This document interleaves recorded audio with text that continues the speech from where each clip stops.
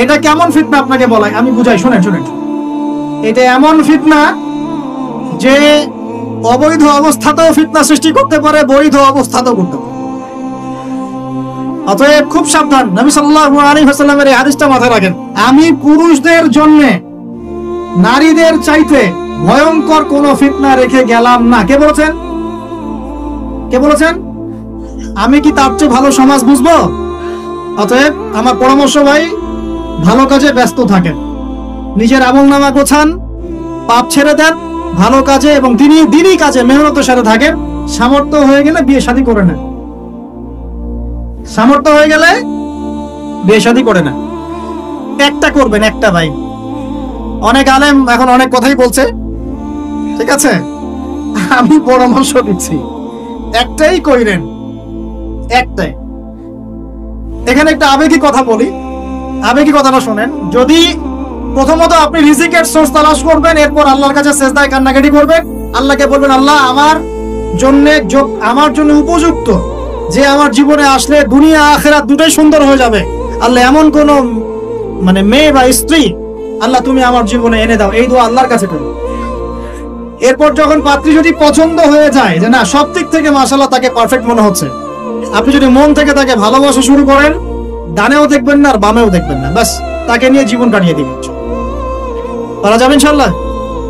এখনকার সমাজে এটা একটা সমস্যা, কেউ কাউকে নিয়ে সন্তুষ্ট থাকতে পারছে না, স্বামী স্ত্রীকে নিয়ে না, স্ত্রী স্বামীকে নিয়ে। এই সমস্যাটা দূর হবে এভাবে।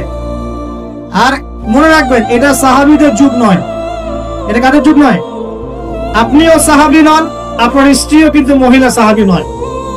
আপনিও সাহাবী নন, আপনিও তাবেঈ নন, আপনিও আইম্মায়ে কেরামের যুগের মানুষ নন, আর আপনার স্ত্রীও তাদের মতো নন। অতএব আমার আপনার মধ্যে যেমন হাজারটা ত্রুটি থাকতে পারে, তার মধ্যেও থাকবে। অতএব এটাকে একটু সবরের সাথে মার্জনা করে করে চলতে হবে, আল্লাহ পাক তৌফিক দান করেন।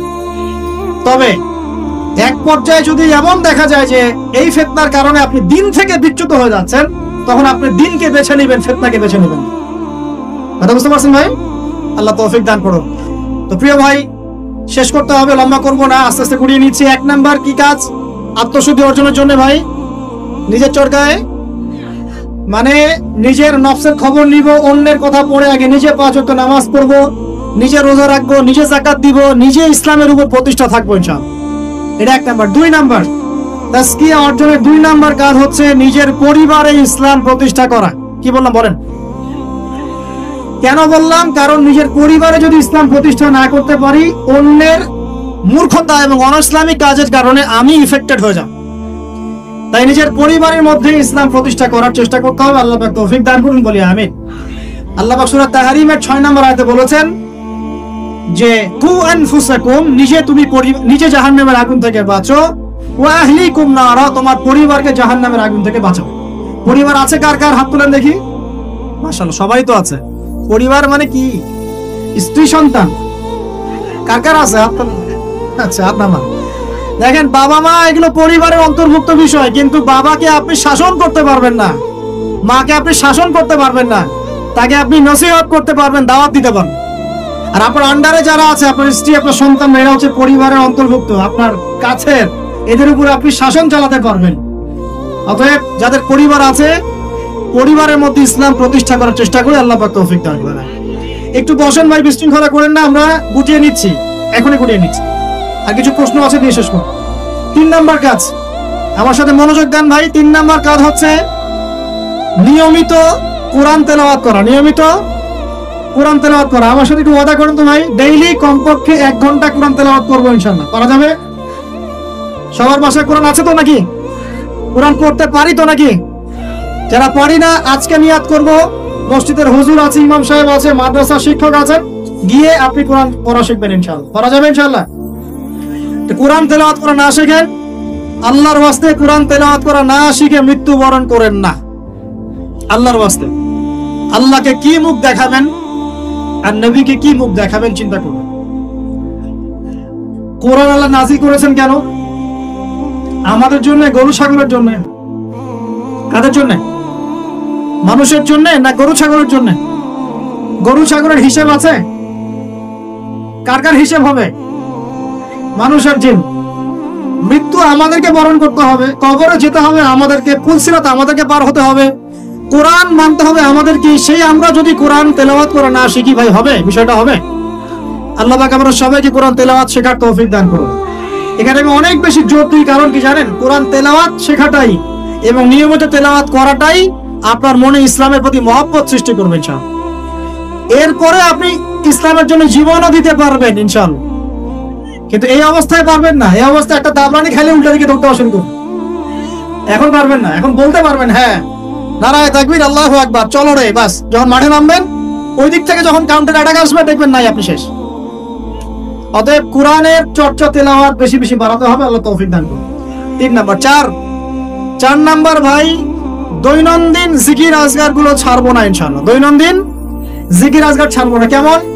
দৈনন্দিন 100 বার বলবো সুবহানাল্লাহ, করা যাবে? 100 বার সুবহানাল্লাহ বললে 1000 নেকি হবে ইনশাআল্লাহ। দৈনন্দিন 100 বার বলবো আস্তাগফিরুল্লাহ ওয়া আতুবু ইলাইহি, পারবো তো ইনশাআল্লাহ? দৈনন্দিন কমপক্ষে সকালে 10 বার, সন্ধ্যায় 10 বার দরুদ ইব্রাহিম পড়বো ইনশাআল্লাহ, পারবো? দৈনন্দিন পড়বো সুবহানাল্লাহি ওয়া বিহামদিহি সুবহানাল্লাহিল আযীম, পারা যাবে? দৈনন্দিন পড়বো লা হাওলা ওয়ালা কুওয়াতা ইল্লা বিল্লাহ, পারবো? ডেইলি পড়বো লা ইলাহা ইল্লাল্লাহ ওয়াহদাহু লা শারীকা লাহ লাহুল মুলকু ওয়া লাহুল হামদ ওয়া হুয়া আলা কুল্লি শাইইন কাদির, পারা যাবে? দৈনন্দিন পড়বো ইনশাআল্লাহ সুবহানাল্লাহি ওয়া বিহামদিহি আদাদা খালকিহি ওয়া রিদা নাফসিহি ওয়া জিনাতা আরশিহি ওয়া মিদাদা কালিমাতিহি, পারা যাবে ইনশাআল্লাহ? এই সুবহানাল্লাহ, আলহামদুলিল্লাহ, লা ইলাহা ইল্লাল্লাহ, আল্লাহু আকবার, এই যে দরুদ, এই যে জিকির আজগার গুলো আছে, এইগুলো প্রতিদিন করলে আল্লাহর সাথে সম্পর্ক গাঢ় হবে ইনশাআল্লাহ। জিকির করলে কি লাভ হয় আপনাকে একটু বলে দেই। জিকির করলে আল্লাহর সাথে কলবের সম্পর্ক তৈরি হয়। কি হয় ভাই? অন্তরের সাথে আল্লাহ পাকের সাথে একটা কানেকশন তৈরি হয়। জিকির যে ব্যক্তি ছেড়ে দেয় তার অন্তরটা মরে যায়, আর মরা কলবের মধ্যে আল্লাহর নূর আসে না, জিন্দা কলমের মধ্যে আল্লাহর নূর আসে। তাহলে কলব জিন্দা হবে কিভাবে? বেশি বেশি জিকির করার মধ্য দিয়ে। আল্লাহ পাক তৌফিক দান। আবু হুরায়রা রাদিয়াল্লাহু আনহু বলতেন যে হাদিস আমি মুখস্থ করার জন্য অনেক বেশি সুবহানাল্লাহ পড়ি। কতবার পড়েন জিজ্ঞাসা করা হচ্ছে, তিনি বলছেন কত হবে? 10,000 বার। কথা বুঝতে পারছেন? মানে এটা তার নিজস্ব। মনে করেন আপনি প্রতিদিন ইস্তেগফার করতেই থাকেন 10 মিনিট, 15 মিনিট, 20 মিনিট, কতবার করেন আপনি জানেন না? করা যায় না? আপনি একটা সময় বসে দরুদ শরীফ পড়তে থাকেন, আল্লাহুম্মা সাল্লি আলা মুহাম্মাদ, আল্লাহুম্মা সাল্লি আলা মুহাম্মাদ, করা যায় না? সবার ব্যক্তিগত কিছু আমল থাকে, যে যত বেশি জিকির আজগার করবেন, যত বেশি জিকির আজগার করবেন তার কলব তত জিন্দা হবে ইনশাআল্লাহ। আল্লাহ পাক আমাদের সবাইকে বেশি বেশি আল্লাহর জিকির করার তৌফিক দান করুন, বলি আমিন। এটা কত বললাম? 4। 5 নাম্বার, এটা সবচেয়ে বেশি ইম্পর্টেন্ট। আমি তাসাউফ এবং আত্মশুদ্ধি বই যেটা আছে আল্লামা তাকি উসমানী দামাত বারাকাতুহু, আল্লামা তাকি উসমানীর বইগুলো বাসায় সবাই কিনবেন। আমি পরামর্শ দিই আল্লামা তাকি উসমানীর যে বইগুলো আছে এগুলো বাসায় কিনে পড়া শুরু করবেন, অনেক গভীর জ্ঞান পাবেন ইনশাআল্লাহ। তো তার তাসাউফ আত্মশুদ্ধি বইয়ের মধ্যে তিনি এনেছেন যে অনেক বড় বড় বুজুর্গানে দিন তারা তাজকিয়ার জন্য এই আমলটাকে বেশি গুরুত্ব দিতেন, সেটা হলো আল্লাহর কাছে বেশি বেশি দোয়া কর। কি করো ভাই? বেশি বেশি দোয়া করে, মানে চলতে ফিরতে দোয়া করতে থাকতেন। কেমন? যেমন ধরেন যে এমনও বুজুর্গ ছিলেন, আলেমে দ্বীন ছিলেন, যারা রাস্তায় হাঁটছেন, বাজারে যাচ্ছেন, বাজারে যাওয়ার সময় আল্লাহ কি বলছেন? আল্লাহ বাজারে যাচ্ছে, বাজারে আমার কেনাকাটা যেন সহজ হয়। আমরা কি বাজারে যাওয়ার সময় এরকম কথা বলি? বাসায় ঢুকছেন, বলছেন আল্লাহ বাসায় ঢুকছি, বাসার পরিবেশটা যেন ভালো থাকে, এখানে যেন গিয়ে কোনো বিপদের খবর না আসে। আল্লাহ আমি মানে ব্যবসায় যাচ্ছি, আজকের ব্যবসাটা আল্লাহ যেন সুন্দর হয়, ভালো হয়। মানে প্রতিটা কাজেই তারা দোয়া করতে থাকতেন। বুঝতে পারছেন না কথা? প্রতিটা কাজেই দোয়া করতে থাকতেন যে আল্লাহ আমার জুতার ফিতা ছিঁড়ে গেছে, আমার জুতার ফিতা দাও। আল্লাহ আমি খুব ক্ষুধার্ত, আল্লাহ একটু ভালো খাবারের ব্যবস্থা করুন। আল্লাহ আমি খুব পিপাসার্থ, আমার জন্য একটা ভালো হালাল পানির ব্যবস্থা করুন। আল্লাহ আমার সন্তানটা অসুস্থ, আল্লাহ তাকে শেফা দিন। আল্লাহ আমি সন্তানকে রেখে সফরে আসছেন না, বাসায় তুমি ওদেরকে হেফাজত করো। মানে প্রতিটা কাজে প্রতিটা চিন্তা আল্লাহর সাথে শেয়ার করো। এটা যে যত বেশি করতে পারে তার সাথে আল্লাহ পাকের সম্পর্ক তত বেশি গাঢ়। আর এটা করলে 3টা লাভ। কটা লাভ ভাই? যে দোয়াটা করবেন হয় সাথে সাথে আল্লাহ পাক আপনাকে দিবেন, না হলে এই দোয়ার ওসিলায় আপনার তাকদীরের কোনো বিপদ আল্লাহ দূর করে দিবেন। মনে করেন আপনি দোয়া করেছেন, আল্লাহ আমাকে কালকে এই ব্যবসার এই কাজটা তুমি সলভ করো, কালকে গিয়ে দেখলেন সেই কাজটা আপনি পান নাই। আপনার কাছে মনে হচ্ছে যে হয়তো আমি দোয়া করলাম কবুল হয় নাই, কিন্তু হয়তোবা এই দোয়ার ওসিলায় আপনার আগামী পরশু দিনের একটা বিপদ আপনার তাকদিরে আসতো, ওইটা আসে নাই। কথা কি বুঝতে পারলেন আমার কথা? এইভাবে আল্লাহ পাক দোয়ার বদৌলতে মানুষের তাকদির থেকে অনিষ্টগুলো দূর করতে থাকেন। আর এটাও যদি না হয়, কিয়ামতের মাঠে নেকির পাল্লায় ওইটা আপনাকে আল্লাহ দিয়ে দিবেন। ওই দিন মানুষ বলবে যে কাশ দুনিয়াতে আমার কোনো দোয়াই যদি কবুল না হইতো, আজকে আমি জান্নাতে যেতে পারতাম। ওই দিন আমরা এই কথা বলবো। অতএব বুদ্ধিমান সে ব্যক্তি যে বেশি বেশি আল্লাহর কাছে দোয়া করতে থাকে, প্রতিটা বিষয়ে আল্লাহর কাছে দোয়া করতে থাকেন। আল্লাহ আমার মনটা অস্থির, মনটাকে শান্ত করো। আল্লাহ আমাকে কোরআন শিক্ষার তৌফিক দাও। আল্লাহ আমাকে নামাজ পড়ার তৌফিক দাও। আল্লাহ আমি হারাম সম্পর্ক থেকে বেরিয়ে আসতে চাই, আমাকে হালাল একটা সম্পর্ক করার তৌফিক দাও। দোয়া করা যায় না ভাই? আল্লাহ পর্দা করতে চাই, পর্দার পরিবেশ তৈরি করে দাও। আল্লাহ রিজিকের সমস্যায় ভুগছি, একটা চাকরি ব্যবসার ব্যবস্থা করে দাও। দোয়া করা যায় না ভাই? দোয়া করতে আমাদের কাছে আসেন কেন? হুজুর এটা যে ফু দিয়ে দেন, এখানে ফু দিয়ে দেন, এখানে দোয়া করে দেন, এটা করে দেন, সেটা করে দেন। আমি আপনার আবেগ কতটুকু বুঝতে পারবো? আমার দরকার একটা জব, এই জব ছাড়া আমি চলতেই পারছি না। আপনার ওই চাহিদাটা আমি বুঝতে পারবো, আপনার চাহিদার ফিলিংসটাকে আমি বুঝতে পারবো। আপনার বাবা চলে গেছেন, বাবা হারানোর ব্যথা আপনি বুঝতে পারছেন, আমি খালি বলতে পারবো মুখ দিয়ে আল্লাহ আপনার বাবাকে মাফ করুন। আমি কি আবেগটা অনুভব করতে পারলাম? অতএব দোয়া সরাসরি আল্লাহর সাথে করার চেষ্টা করেন। আল্লাহ পাক এটাই বলেছেন যে ওয়াইদা সাআলাকা ইবাদি আন্নী ফাইন্নী করিব, যখন আমার বান্দারা আমার সম্পর্কে জিজ্ঞাসা করে হে নবী বলে দিন আমি খুব কাছেই আছি। উজিবু দাওয়াতাদ দাঈ ইযা দাআন, যখন বান্দা আমাকে ডাকে দোয়া করে আমি সরাসরি তার দোয়া কবুল করি। শুনি একদম ঘাড়ের রগ, এই যে ঘাড়ের রগের চাইতে আল্লাহ আমাদের কাছে আছে। সুবহান। বাস আজকে ফিরে আসেন প্রিয় ভাই, আজকেই ফিরে আসেন, আল্লাহর কাছে দোয়া করা শুরু করেন। আল্লাহ পাক তৌফিক দান করুন। আর দোয়া কবুলের অনেক সময় আছে, এই যে ওয়াজ মাহফিলের সময়, হালাকার সময়, শেষ রাত্রে, তাহাজ্জুদে, ফরজ নামাজের আগে পরে, হ্যাঁ বৃষ্টি বর্ষণের সময়, অনেক দোয়া আছে, সময় আছে। এই সময়গুলোতে দোয়া করলে আল্লাহ দোয়া কবুল করবেন ইনশাআল্লাহ। আর সবচেয়ে ভালো একটা অস্ত্র শিখিয়ে দিই আপনাদের, দেব। অন্য একদিন বলেছিলাম একটা লেকচার, আরেকবার মনে পড়ে গেল বলে দিই। যদি দেখেন দোয়া আপনার কবুল হচ্ছে না দীর্ঘদিন ধরে, আল্লাহ পাকের কাছে ওযু অবস্থায় 2 রাকাত নামাজ পড়ে কিছু ভালো কাজ করে, মানে ধরেন একটু কোরআন তেলাওয়াত, একটু দান সাদাকা, বা একটু আত্মীয়দেরকে দান সাদাকা, বা একটু এতিমের মাথায় হাত বোলানো, বা দিনের রাস্তায় কিছু খরচ করা, কোন একটা ভালো কাজ করে হাত তুলে আল্লাহকে বলবেন আল্লাহ তোমার সন্তুষ্টির জন্য আমি এই ভালো কাজটুকু করলাম। আল্লাহ তোমার তাওহীদের কালিমা লা ইলাহা ইল্লাল্লাহ এর ওসিলায় আমার দোয়াটা কবুল করো। ইনশাআল্লাহ তাআলা আপনি আপনার দোয়ার ফল পাবেন। পরীক্ষিত আমার জীবন, এমন সময় গিয়েছে যে নিঃশ্বাস নিতে পারবো কিনা এটার গ্যারান্টি ছিল না, শ্বাস নিতে পারবো কিনা গ্যারান্টি ছিল না। আর মনে করবেন না এগুলোর জন্য অদৃশ্য কোনো শক্তি দায়ী, এগুলোর জন্য আপনার আমার মতো দাড়ি টুপিওয়ালা কিছু মানুষই দায়ী। বুঝতে পারছেন? বাস আর কিছু বললাম। অতএব দাড়ি টুপি পাগড়ি জুব্বা ঘোমটা দেখলে লাফানো শুরু করবেন না কখনো। বহু মুনাফিক সমাজে ঘুরে বেড়ায় এইসব লেবাসে, ওদের কাজই হলো নিজের ভাইয়ের গোশত খাওয়া। তারা বলেন তো, বুঝবেন আপনিও দাওয়াতি কাজে মাঠে নামেন, ইসলামের জন্য কিছু করতে মাঠে নামেন, নিজেই বুঝতে পারেন, কিছু বলে দেওয়া লাগবে। তবে এতটুকু সুসংবাদ তাদেরকে দিয়ে রাখি, যারা নিজের ভাইয়ের গোশত খায়, তোমাদের এই মুনাফিকের চরিত্র অতি শীঘ্রই অচিরেই পুরো বাংলার সামনে নগ্ন হয়ে যাবে ইনশাআল্লাহ। বাংলার মানুষের এখন বোকা না, তারা সব বোঝে, তারা জানে, তারা উপলব্ধি করতে পারে। তাদেরকে এভাবে ব্রেন ওয়াশ করা যায় না, এখন তাদেরকে এভাবে ডিমোটিভেটেড করা যায় না। তারা যুবকরা এখন পড়াশোনা করছে মাশাআল্লাহ, তারা উলামায়ে কেরামের সোহবতে যাচ্ছে, তারা হক বাতিল চিনতে পারছে মাশাআল্লাহ। আস্তে আস্তে তারা এমন একটা জায়গায় যাবে, এই যুবকরাই আগামী দিনে ইনশাআল্লাহ জাতিকে নেতৃত্ব দিবে। তোমাদের যা করার আছে করতে থাকো, যত ষড়যন্ত্র পিছন থেকে করার করতে থাকো, কিছুই করতে পারবে না। আরশের মালিকের কাছে যে কবুল হয়ে যায়, দুনিয়ার মানুষ তার কোনো ক্ষতি করতে পারে না, এটা মনে রাখবেন। ক্ষতি মানে কি? নবী সাল্লাল্লাহু আলাইহি ওয়াসাল্লামকে তো মানুষ গালি দিয়েছে, নবী সাল্লাল্লাহু আলাইহি ওয়াসাল্লামকে মানুষ গলার মধ্যে চাদর দিয়ে পেঁচিয়ে গলা ফাঁস দেওয়ার চেষ্টা করেছে, মানুষ তার দাঁত একদম ঘুষি দিয়ে ভেঙে দিয়েছে, তার মাথার মধ্যে তরোয়ালের গোড়া দিয়ে কড়া দিয়ে আঘাত করেছে, তার পাকে মোচকে দেওয়া হয়েছে। এই কাজগুলো তো নবীর সাথেও হয়েছে। তায়েফের মানুষ তাকে মেরেছে, রক্ত ঝরতে ঝরতে, দাড়ি দিয়ে রক্ত পড়তে পড়তে পায়ের জুতা আটকে গিয়েছে।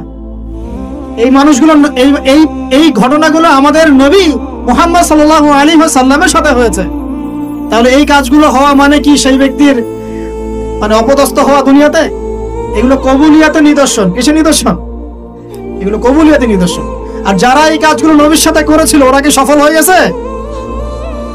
ওরা দুনিয়াতেও সফল হয় নাই, পরকালেও জাহান্নামে যাবে ইনশাআল্লাহ। আল্লাহ রাব্বুল আলামিন আমাদের সবাইকে প্রকৃত ঈমানদার হওয়ার তৌফিক দান করুন। 5 নাম্বার বলছিলাম প্রিয় ভাইয়েরা, বেশি বেশি আল্লাহর কাছে কি করবেন? দোয়া করুন। 6 নাম্বার আসেন, এই 5টা বলে শেষ করবেন। 6 নাম্বার শোনেন, সপ্তাহে একটা দিন হলেও কবর জিয়ারত করতে যায়। কেন বললাম তাজকিয়ার সাথে এর কি সম্পর্ক? তাজকিয়ার সাথে সম্পর্ক আছে, একটু বোঝার চেষ্টা করেন। জান্নাতুল বাকি দেখেছেন? নববীর পাশে বাকিউল গারকাত যেটা আমরা বলি, কবরস্থান মদিনার পাশে। নবীর যুগে কবরস্থান ছিল মসজিদের পাশে। কেন ছিল মসজিদের পাশে? কারণ 5 ওয়াক্ত নামাজে মানুষ যাবে আসবে, কবর দেখবে, পরকাল স্মরণ হবে। এখন কবরস্থান আমাদের সমাজের ওই দূরে বাইরে, বছরে একদিন আপনি জানবেন। আর এই জীবনটা বস্তুবাদী, সকাল থেকে ওঠা ঘুমানো পর্যন্ত খাওয়া দাওয়া ফুর্তি করা, খালি বস্তুবাদী বিষয়গুলো। এগুলো আমাদেরকে মৌত থেকে ভুলিয়ে রাখে, পরকাল থেকে ভুলিয়ে রাখে। তাই মাঝে মাঝে কবর জিয়ারত করলে আপনার কবর, এটা বন্ধ করো প্লিজ, মাঝে মাঝে কবর জিয়ারত করলে আপনার পরকালের কথা কি হবে? স্মরণ হবে। তখন আপনারও ফিকির হবে যে আমাকেও একদিন এখানে আসতে হবে এবং ইনশাআল্লাহ এই জন্য প্রস্তুতি গ্রহণ করা আমার উচিত। এই ফিকিরটা মনে হবে না? এখন কি মনে হয়? এখন মনে হচ্ছে না। আল্লাহ পাক আমাদের সবাইকে মাঝে মাঝে হলেও অ্যাটলিস্ট কবর জিয়ারত করে পরকালকে স্মরণ করার তৌফিক দান করে রাখ। 7 নাম্বার, 7 নাম্বারটাও অনেক বেশি ইম্পর্টেন্ট। এটা শোনেন, কি করতেছো তোমরা এখানে? আচ্ছা দাঁড়ান, আমি বলছি তো ওনাদের এগুলো বন্ধ করে, সবাই কথা বলেন না। 7 নাম্বারটা হচ্ছে বেশি ইম্পর্টেন্ট। এটা সেটা হলো আল্লাহওয়ালা কিছু মানুষ আছে দুনিয়াতে, আছে না? যে মানুষগুলো আত্মশুদ্ধি, যাদের মধ্যে আত্মশুদ্ধি আছে, যারা আল্লাহওয়ালা পরহেজগার, যাদের মধ্যে হিংসা বিদ্বেষ এই বিষয়গুলো খুব কম, এবং যারা কোরআন সুন্নাহ নিয়ে গবেষণা করেন, মানুষকে ভালো কিছু দেওয়ার চেষ্টা করেন, এই মানুষগুলোর সাথে সম্পর্ক রেখে তাদের সাথে সহবতে চলবেন। তাদেরকে দেখে আপনি শিখতে পারবেন।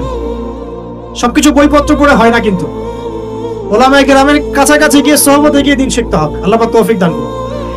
সাহাবীরা কিন্তু বইপত্র পড়ে কোরআন হাদিস শেখেন নাই, জানেন? তারা কোরআন হাদিস এগুলো শিখেছেন স্বয়ং নবীকে দেখে শিখেছেন। দেখে শিখেছেন না? তার পরের জেনারেশন সাহাবীদেরকে দেখে শিখেছে, তার পরের জেনারেশন তাবেঈদেরকে দেখে শিখেছে, তার পরের জেনারেশন তাবেঈদেরকে দেখে শিখেছে। এইভাবে আস্তে আস্তে আস্তে আস্তে এই সিলসিলা চলে আসছিল। এখন আমরা কি করি? ইন্টারনেট দেখে শিখি। কি দেখে শিখি?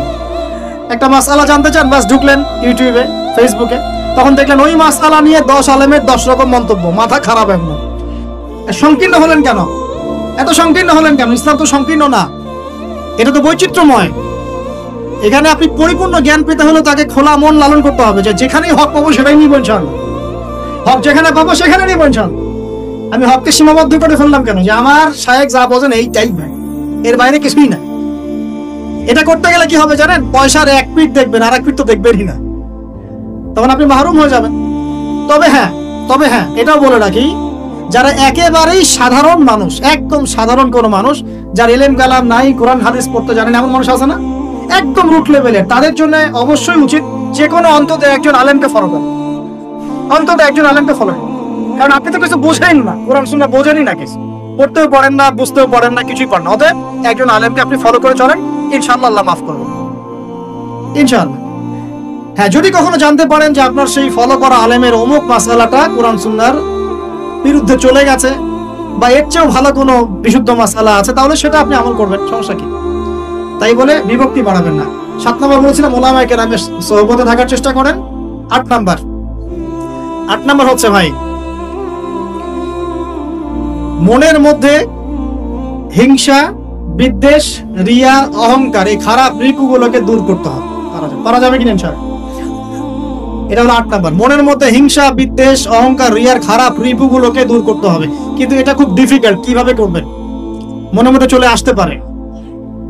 যদি চলে আসে পড়বেন আউযু বিল্লাহি মিনাশ শাইতানির রাজিম, পড়বেন আউযু বিল্লাহিস সামিউল আলিম মিনাশ শাইতানির রাজিম, পড়বেন আউযু বিকালিমাতিল্লাহিত তাম্মাতি মিন শাররি মা খালাক, পড়বেন বিসমিল্লাহিল্লাযী লা ইয়াদুররু মা ইসমিহি শাইউন ফিল আরদ ওয়ালা ফিস সামা ওয়া হুয়াস সামিউল আলিম, পড়বেন আমানতু বিল্লাহি ওয়া রাসূলিহি। এই যে দোয়া কালামগুলো পড়বেন ইনশাআল্লাহ মনের মধ্যে এই সমস্যাগুলো চলে যাবে, ওয়াসওয়াসার একটা রোগ চলে যাবে ইনশাআল্লাহ।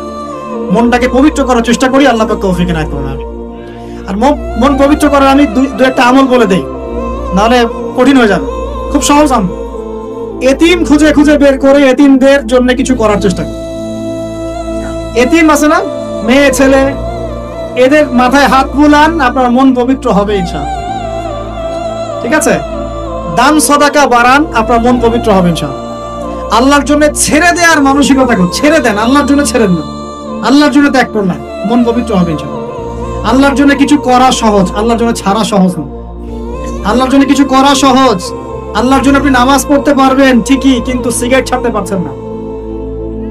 আল্লাহর জন্য ছাড়া কঠিন, এই ছাড়ার কঠিন কাজটা করে দেখাতে হবে, মন পবিত্র হয়ে যাবে ইনশাআল্লাহ। আল্লাহ তৌফিক দান করুন। আর তাহাজ্জুদ, এই আমলটা খুব ইম্পর্টেন্ট। তাহাজ্জুদের যাদের অভ্যাস আছে, এই সময়টা নীরবে নিভৃতে আল্লাহর সাথে কথাবার্তা বলবেন, মন পবিত্র হবে ইনশাআল্লাহ। আর দুনিয়াতে উচ্চাভিলাষী হবেন না, যতটুকু আল্লাহ পাক দিয়েছেন এতে সন্তুষ্ট থাকেন। আমার 2 তলা বাড়ি আছে ভাই, আমার কিন্তু নাই, বলছি একটু মনে করেন আমার 2 তলা বাড়ি আছে, আপনি এতে সন্তুষ্ট থাকেন। আপনার একজন স্ত্রী আছে, সন্তুষ্ট থাকেন। আপনার একটা সুন্দর ব্যবসা আছে, সন্তুষ্ট থাকেন। আপনার 1 বিঘা জমি আছে, সন্তুষ্ট থাকেন। আল্লাহ যা দিয়েছেন এতে সন্তুষ্ট থাকেন, আল্লাহ আরো বাড়াই দিবে। অসন্তুষ্ট থাকলে আপনার মনটা অস্থির হয়ে থাকবে, কিভাবে আরো বাড়াবো আরো বাড়াবো। দুনিয়ার নেশা যাকে পেয়ে বসবে তার মন কঠিন হয়ে যাবে, দুনিয়ার নেশা যাকে পেয়ে বসবে তার মন কঠিন হয়ে যাবে। আর যার মন কঠিন হয়ে যাবে তার মনের মধ্যে মৃত্যুর ভয় আসে না। আর যার মনে মৌতের ভয় আসে না তার মনে আল্লাহর নূরও আসে না। আল্লাহর নূর যার কলবে আসে না তার অন্তরে তাসকিয়া আসে। বুঝতে পারলাম? তাসকিয়া কেন আসে না? দুনিয়া পূজার কারণে আসে। ব্যাস, যতটুকু আল্লাহ দিয়েছেন আমি সন্তুষ্ট। এটাকে কিভাবে আল্লাহর নিয়ামতের শুকরিয়া আদায় করা যায় এই চেষ্টা করতে হবে। বেশি বেশি আল্লাহর নিয়ামতের শুকরিয়া আদায় করবো ইনশাআল্লাহ, আল্লাহ পাক নিয়ামত বাড়িয়ে দিবেন ইনশাআল্লাহ। আল্লাহ বলেছেন লা ইন শাকারতুম লা আযীদান্নাকুম, তুমি খালি শুকরিয়া আদায় করো আমি নিয়ামত বাড়িয়ে দেব ইনশাআল্লাহ। আল্লাহ পাক আমাদের সবাইকে আল্লাহ পাকের নিয়ামতের শুকরিয়া আদায় করার তৌফিক দান করুন। মনের মধ্যে হিংসা বিদ্বেষ রিয়া অহংকার দূর করার তৌফিক দান। সবার মধ্যে ভালো যেটা আছে নিয়ে নেবেন, খারাপটা ছেড়ে দিবেন। আর দুটো জিনিস বলে শেষ করে দিই, সেটা হলো অতিরিক্ত খাওয়া, অতিরিক্ত ঘুম, অতিরিক্ত কথাবার্তা বন্ধ করতে হবে। বুঝতে পারলেন ভাই? এগুলোর সাথে তাসকিয়ার মারাত্মক সম্পর্ক আছে, আমি নিজে ফিল করতেছি। শোনেন, যেদিন খুব বেশি ভোজন হয়ে গেছে সেদিন ঘুম হয় বেশি, ইবাদতের স্বাদ কমে যায়, নামাজে উঠতে অলসতা লাগে। কথা কি ঠিক না বেঠিক? অলসতা লাগে। বেশি খাওয়া, বেশি মানে ঘুমানো, বেশি হাসাহাসি করা, বেশি ঠাট্টা মস্করা করা, বেশি কথা বলা, বেশি মানুষের সাথে মেলামেশা করা, এগুলো কলবকে শক্ত করে ফেলে। এই কথাগুলো কিন্তু সরাসরি হয়তো কোনো জায়গায় এভাবে পাবেন না, কিন্তু আমি আপনাকে সাজিয়ে গুছিয়ে বলার চেষ্টা করছি। বেশি বেশি কথা যারা বলে মন বাচাল, মন শক্ত হয়ে যায়। এখন তো বাচালতার যুগ চলছে, টিভি খুললে টকশো খালি বকবক বকবক বকবক। মানে টকশো করতে করতে দেশের জিডিপি বাড়ায়, দেশকে একদম আমেরিকার পর্যায়ে নিয়ে চলে গেছেন। ভাব করে এমন কিছু বুদ্ধিজীবীর সলিউশন নাই, কিন্তু খালি বকবক বকবক বকবক। কোন মডারেটর আসে, ও আবার বিতর্ক উস্কে দেয়। কিছু কিছু অনলাইন প্ল্যাটফর্ম দেখেন না, ও আবার মজা, এটাই তার বিজনেস, কারণ যত ভিউ হবে তত ডলার। এর ওর স্বার্থ, এটা সব স্বার্থ, সবই স্বার্থে হচ্ছে এখন, স্বার্থ আর স্বার্থ। ঠিক আছে, তো এত বেশি কথার দরকার নাই। আমরা জাতি হিসেবে কাজ করে দেখাবো ইনশাআল্লাহ। আমাদের সামনে কোরআন আছে, সুন্নাহ আছে, একটা ইসলাম প্রেমী জনগণ আছে, আমাদের তারুণ্যের শক্তি আছে, আমাদেরকে আল্লাহ পাক শারীরিক শক্তি দিয়েছেন, মানসিক বুদ্ধিদীপ্ত একটা অবস্থান দিয়েছেন, আমাদের মাশাআল্লাহ ভালো নেতৃবর্গ আছে। ঐক্যবদ্ধভাবে আমরা ইসলামকে নিয়ে বিশ্বজয় করে নিয়েছি। এত কথা নাই, খালি কাজ হবে। চল, এত কথা কিসের? পারমাণবিক বোমা তৈরি করা হয়েছে একটাও? বলেন তো দেখি। কিম জং উন নাম শুনেছেন কিনা?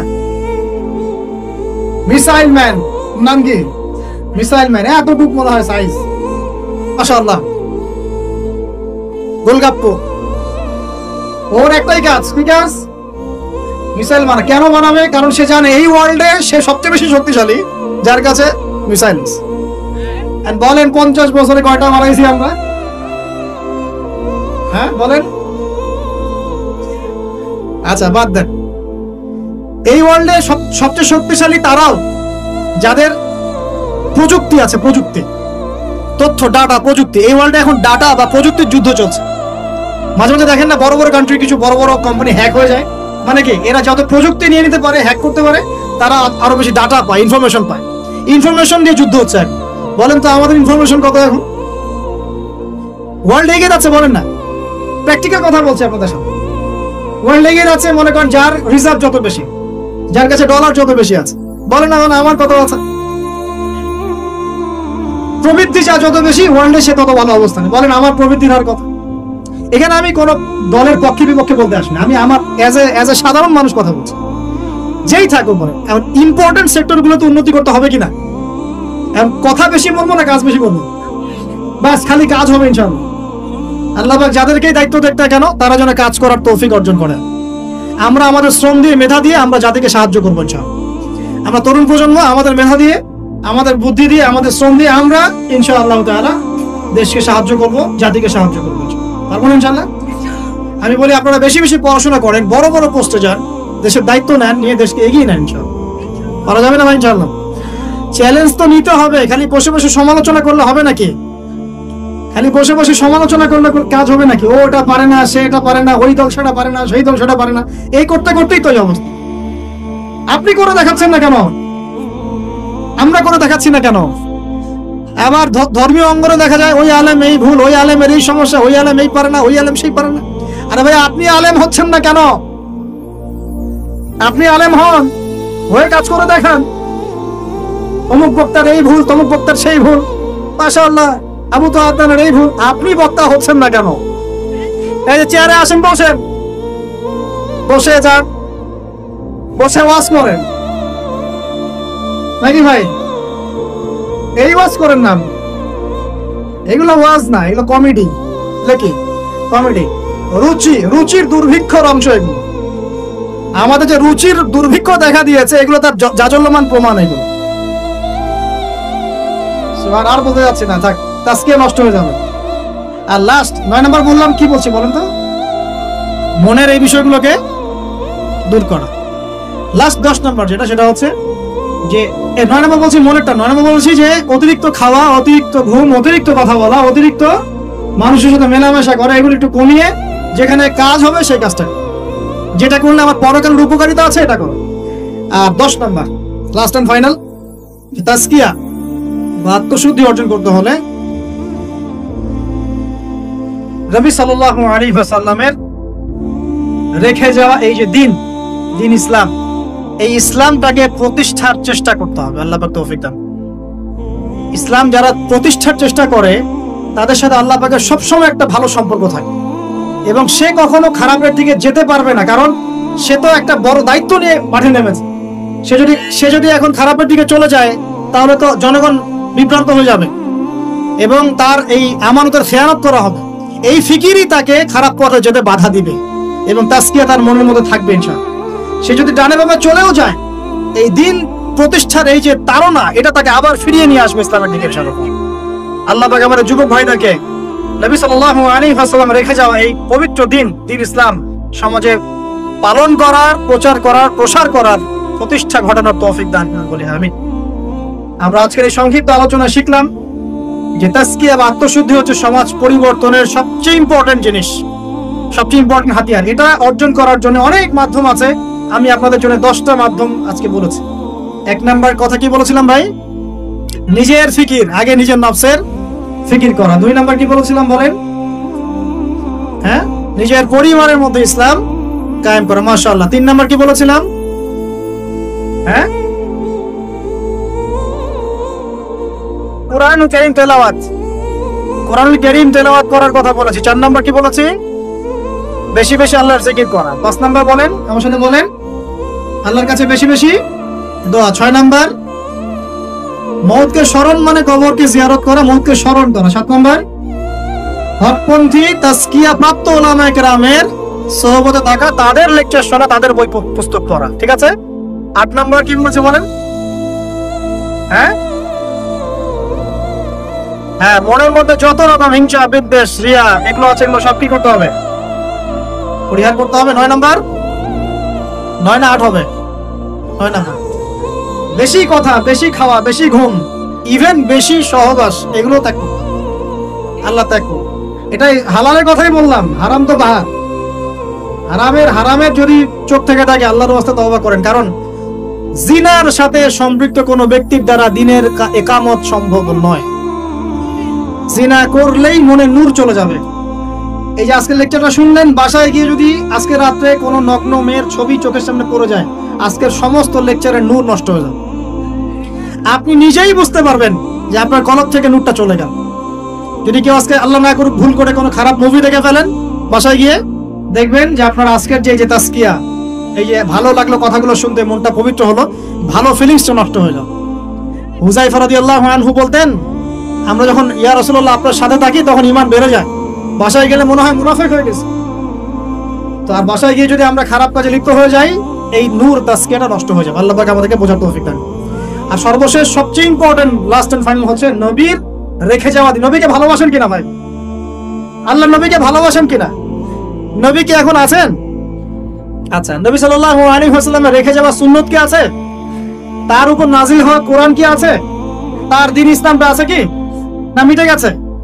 সেই আল্লাহ কি আছেন না নাই?